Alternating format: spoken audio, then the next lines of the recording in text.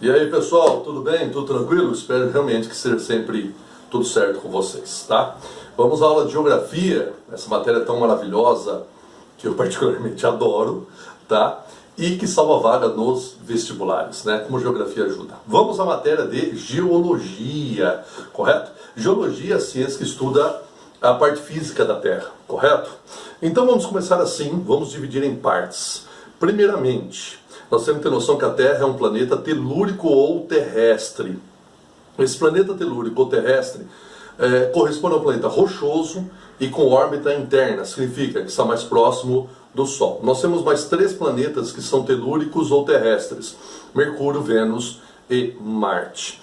Há planetas jovianos ou jupiterianos, são planetas gasosos, órbitas externas: Júpiter, Saturno, Urano e Netuno.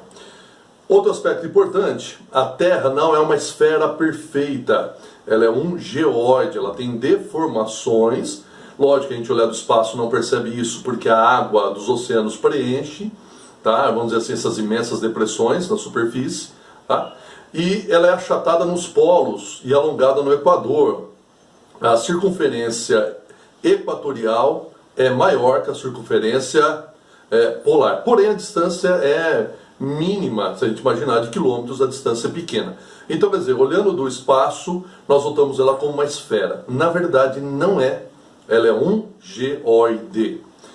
Outro aspecto: a Terra tem 4,6 bilhões de anos. Então, vamos ao nosso último aspecto. A Terra é dividida em camadas, apresentando o quê? A camada sólida, que foi resfriada, chamada crosta terrestre ou litosfera, o manto, que é o magma, que é a maior das camadas, e o núcleo. Vamos à explicação de cada uma delas, correto? Tudo bem? Preparado?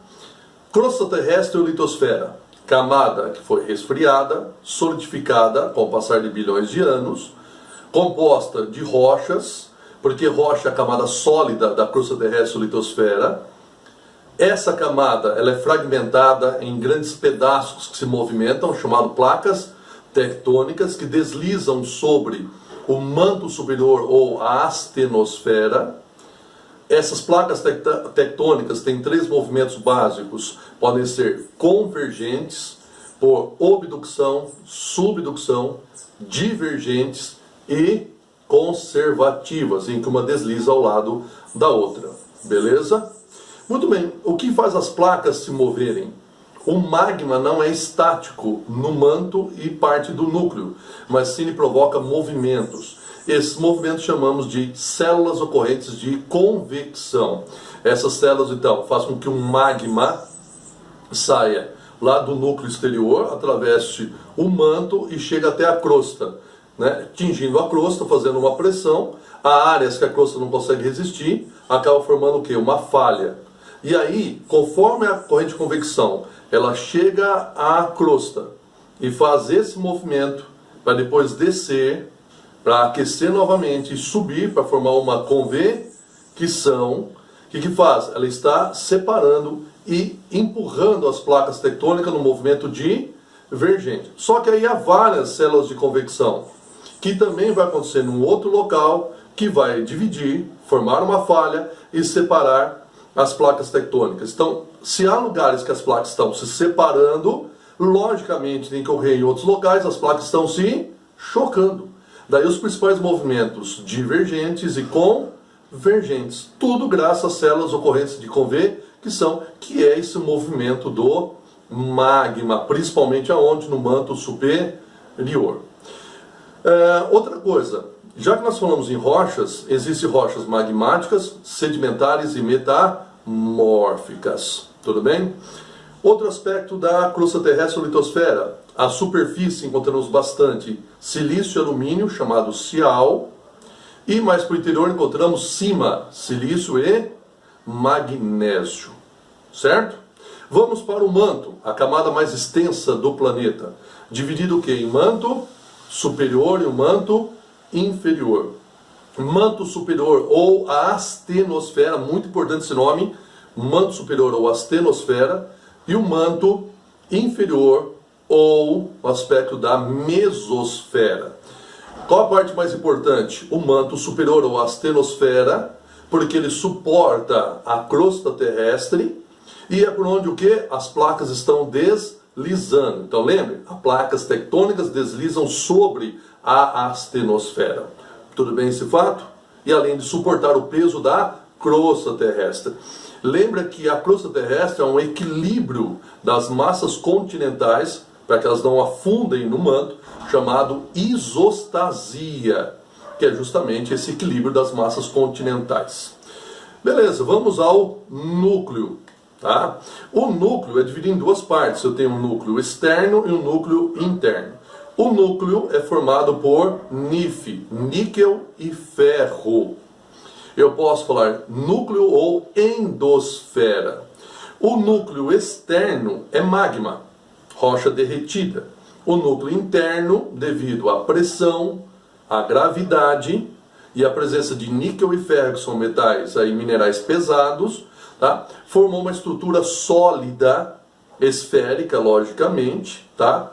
Então uma estrutura metálica. Essa estrutura metálica gira porque o planeta também gira, então ela está girando, e o atrito dela com o magma do núcleo externo, então a estrutura metálica do núcleo interno, em atrito com o núcleo externo formado por magma, forma o nosso campo magnético, que é uma matéria importante, a questão de física, que nos protege aí contra os ventos solares. Tudo bem?